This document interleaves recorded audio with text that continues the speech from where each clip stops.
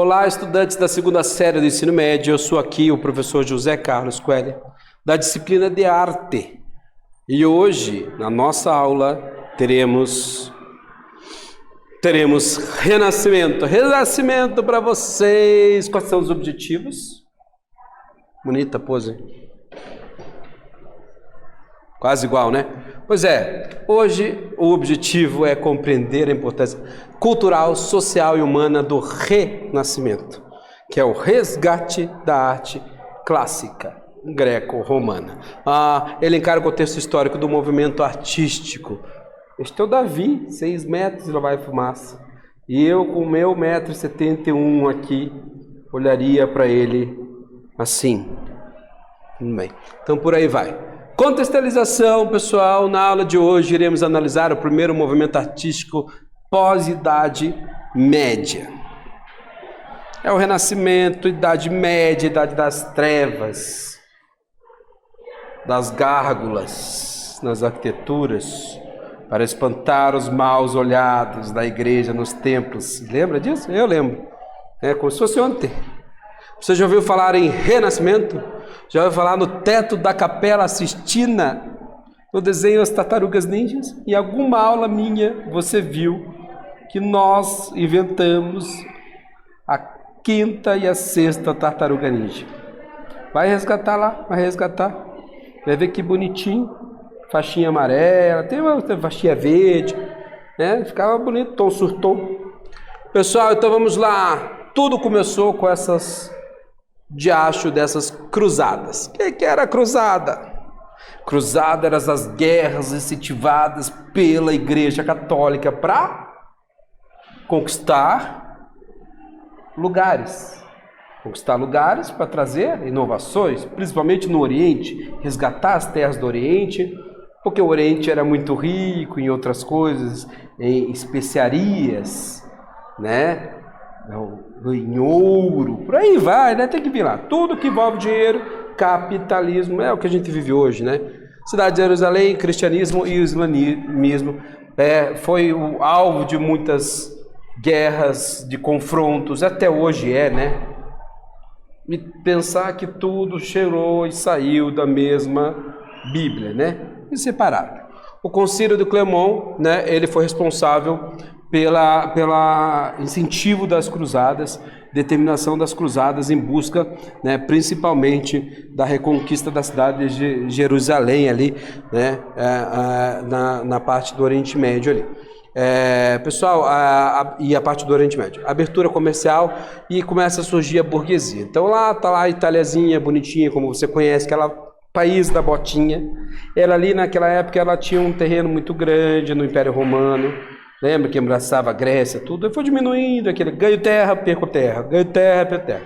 E aí na Itália, quando a gente já está na Idade Média, a gente tem a cidade, né, de Florença.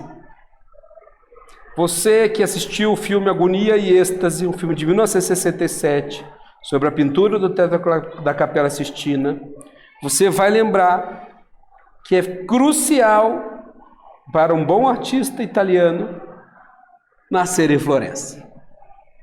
Ser de Florença. Você nasceu na cidade do lado. Meu filho, ponha o teu pai, teu filho na garupa lá e leva até lá para registrar o cara em Florença. Porque era uma cidade grande, evoluída, né? E que tinha os burgos, porque o auge da burguesia, né? O surgimento da burguesia é no Renascimento. Né? A evolução daquela cidade, os burgos eram aqueles muros que cercavam as cidades. Né? A evolução cresceu tanto a cidade, cresceu para fora dos burgos. E aí ali surgiu o comércio, aí surgiu a nova classe social, que é a burguesia. Que até hoje é tão falada, né? E ela nem cheira tão mal assim. É gente boa, pessoal. Então vamos lá. Cidade de Florença, reflorescimento da cidade de Florença. Né? O Renascimento ele se desenvolveu de 1300 a 1600, durou 3 séculos. Foi o período de maior avanço histórico, cultural, científico da humanidade. Né? E ele foi do século XIV até o XVI, conhecidos na arte como 300, 400, 500 ou Alta Renascença. Que é a Alta Renascença, que é a decadência da Renascença também. E nós vamos chegar porque que decaiu, tá? O 300 podemos elencar 3 importantes personagens. Dante Alighieri. Só de falar disso aí, se nem estudou ainda, nem chegou no pré, você já sabe quem é esse cara. Quer apostar que você já sabe? Giovanni Boccaccio, Giotto de Bondone. Esses são os pioneiros da arte renascentista, que pregava o resgate ao clássico, a arte greco-romana. Não podemos esquecer isso. Todo o foco da arte renascentista vai focar nisso, na geometrização, no ideal de beleza, né? A diferença aqui, a gente vai ter aqui o homem, a valorização do homem. É o resgate grego? Sim, mas a gente veio numa Idade Média. A gente está falando em Grécia Antiga, né, o período clássico grego, é o período de 500 a.C. Nós estamos aqui em 1300, 1400, 1500. Olha, quase 1000 anos depois. Nós vamos resgatar tudo que aqueles caras fizeram lá atrás. Tá? Então, esses são os pioneiros, né? Lembre-se que esse período, principalmente 1300, 1255, a gente veio o período da peste negra, né? Que é aquela, né, que dizimou milhares de pessoas, né, da doença trazida pelo rato, por aí vai, né, na Europa naquela época. Então, Dante Alighieri, 1265, 1321, considerado o primeiro maior poeta da língua italiana. Isso porque na época escreveu sua obra-prima, A Comédia. Guarde bem isso. Que era comum que os livros fossem escritos em latim e ele decidiu por escrever italiano. Eu vou falar lá a língua dos caras, esse negócio de latim aí. Nós vamos escrever o nosso papo reto aqui. Foi o que ele fez. Né? E a Divina Comédia, ela fala de infernos, céus, né? É bem bacana. Você já deve ter lido. Ou você que vai fazer um vestibular, trate de pegar para prosseguir aí com a sua cultura. Giovanni Boccaccio, 1313 a 1375, era um ávido crítico eleitor da obra de Dante. Em uma aula remota, quando a gente estava falando de funções, linguagens, tipos de arte, a gente frisou na parte crítica. Enquanto houver arte, enquanto houver alguma coisa, vai ter sempre um crítico. Né? E ele era o crítico. Foi responsável pela modificação do nome de A Comédia, do livro do Dante. Olha que intrometido, cara, né? Para a Divina Comédia. Viveu durante o surto da pandemia da peste negra, que dizimou milhões de seres humanos, né? Mas nesse foi um crítico construtivo. Feedback positivo, olha só, né? Pessoal, hoje em dia a gente gosta muito do crítico negativo, né? Mas falta feedback positivo e ele fez o feedback positivo lá, ó. Pô, teu livro é bom, não é só bom porque ele é divino. Bota a Divina Comédia lá. Tá, então, e o Giotto, né, que a gente vai chamar de Giotto mesmo, até 1337, considerado o pai do Renascimento artístico, né, revolucionou o modo como pintar e se fazer arte. Procurou retratar em suas pinturas rostos mais humanizados, nas figuras divinas e santas. Procurou tentar dar maior volume à pintura, tentando dar aspecto de escultura, tridimensionalidade. Então você vai perceber que no 400, essa ideia de tridimensionalidade vai inspirar um cara chamado Brunelleschi. Pô, eu vou descobrir como fazer a perspectiva lá para frente. Olha, tô dando, né, spoiler aqui, né? Então vamos lá. Características daquela arte do 300, tá? A arte sacra da Idade Média é dura, claustrofóbica, porque sempre desenhado nos lugares fechados, tem aqui umas esculturas, uns desenhos meio quase bidimensionais, né? Enquanto o Giotto propõe uma diferente distribuição pictórica, trazendo princípios de profundidade, cores diferentes. Então as cores podiam ser umas cores mais chapadas, a gente fala. Aqui ele vai tentar já trabalhar o sombreamento e o volume com a própria pintura. Rostos mais humanizados, volume nos corpos e tecidos. Esses rostos humanizados, todos os outros artistas que se sucedem, eles vão se inspirar. Gente, a gente vai ver um período renascentista, um período de valorização de deuses, seres da igreja, né, cultuados na igreja. Poxa, aí você vai fazer representação da Santa Ceia, da Última Ceia. Como é que era a cara de Cristo que eu não conheci? né? Então ele pegava as pessoas comuns na rua, né, redesenhava aquilo e colocava como se fosse um santo. Porque da onde que vinha a inspiração? Tem que ser de alguma coisa visual, né? E era o que eles faziam, eles começaram a fazer, e esse cara foi um dos primeiros, o Giotto. Tá aí, né, dentro a representação, ó, o volume, as passagens que ele tinha aqui, na perspectiva, na igreja, ele fazia a capelinha que ele fez, né? As iluminuras, ó, lamentação, olha aqui como ele já dá, tenta a ideia da profundidade, o que a gente não tinha numa iluminura do século XIII. São elementos que parece que eram recorte e colagem, né? E aqui não, aqui a gente já vê essa representação, essa tentativa de teatralização da imagem, que não era tanto representada lá, né? Então aqui tem a capela del Strovenge, em Pádua, versão do sepultamento de Cristo, né? Devidamente mais sofisticado do que a gente via da iluminura do século XIII. Né? O terceiro afresco mostra uma clara referência à Divina Comédia do Dante Alighieri, né? Também do Giotto. Aí você vê toda a concepção. Você vê que aqui, se você vai ver umas obras mais para frente, principalmente da Alta Renascença, aqui ainda tem o fundo ainda é muito chapado, ainda está tudo meio em primeira dimensão aqui, né? Em um único foco. E no Renascimento, na Alta Renascença, você vai ver já isso mais profundo, incorporando cenários, né? E o Giotto foi o primeiro a querer incorporar, né? Não deixar só uma coisa meio voando, tá? Então vamos lá. O artista não vê mais o homem como observador das coisas de Deus, né? E sim o mundo que expressa a grandeza desse Deus. Então é o homem que é o valor disso aí, pensado como uma realidade compreendida cientificamente.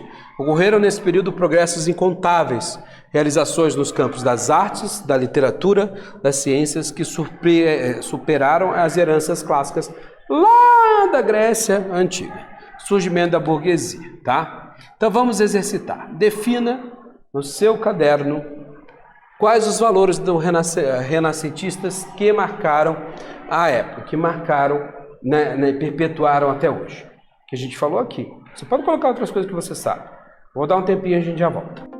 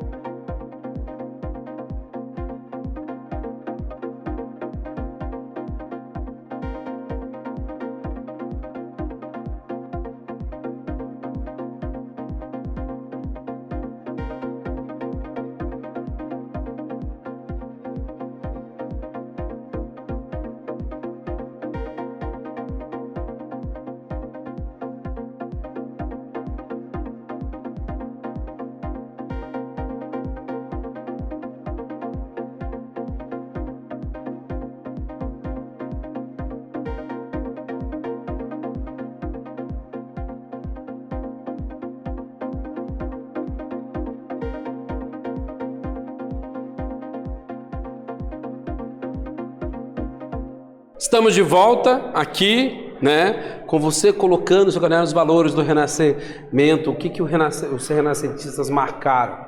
Marcaram época, e para valer. E eu garanto que escreveu no mínimo umas 15 páginas aí. E o último relato que eu recebi de um exercício como esse aí, né, bateu o nome de Dom Pedro, a quantidade de palavras que foi colocado lá. Mas vamos lá pensar aqui e continuar, pessoal. Vamos prosseguir a aula, porque, como a gente falou que é o período que mais marcou, a gente tem que falar também dos avanços tecnológicos. Imprensa do tal Gutenberg. Eu, que já fui gráfico, idolatro esse senhor aqui. O cara que inventou a imprensa no século XV foi desenvolvido por volta de 1430. Estamos falando do 400. Por que isso coloca como avanço, gente? E qual que foi o primeiro impresso feito? Produção em série? Foi a tal da Bíblia. Olha só, hein? No alemão. Então nós temos a caravela em 1255. Ela foi reesterilizada por volta de 1450 pelos portugueses, que foram um dos responsáveis pelas grandes navegações. Pessoal, 1450 lembra o que, professor? O que aconteceu em 1500? Teoricamente, o descobrimento do Brasil, né? 1492, descobrimento da América, por aí vai. Porque as grandes navegações. Quem eram os grandes navegadores? Eram os nossos patrícios portugueses, os espanhóis, né? Os ingleses. Mas os portugueses aperfeiçoaram o leme, que é aquela parte onde seguia. Lembra, eu vou para qualquer lugar, não, a vela me leva. Mas se você não tivesse aquele leme lá atrás, embaixo do barco, direcionando, tá? Com certeza não era no Brasil que ele tinha chego. Foi meio que proposital que veio, né? Com o cara tinha direção, tá? Então foi esse e aperfeiçoamento da bússola, do astrolábio, que eram os instrumentos de navegação, né, que foi aperfeiçoado na época. Teoria do heliocentrismo, do Copérnico, 1473, né, que é o modelo do sistema solar. Ele botou que, né, os planetas giravam em torno do Sol, né, do heliocentrismo. Não que se tinha antigamente que a Terra era o centro do universo. Olha que, né, o cara se acha quase um absoluto nesse universo, né? Deixa ser o tal do Sol lá, que sendo o centro do nosso universozinho aqui, tá? Então isso foi muito importante ali, tá? Dentro dos conceitos do Renascimento, a gente tem que frisar isso aqui. Tchau, teocentrismo. Quando a gente fala de Idade Média, é uma idade bancada pela Igreja, onde o foco é a Igreja Católica. Deus é o centro de tudo. Tudo é Deus.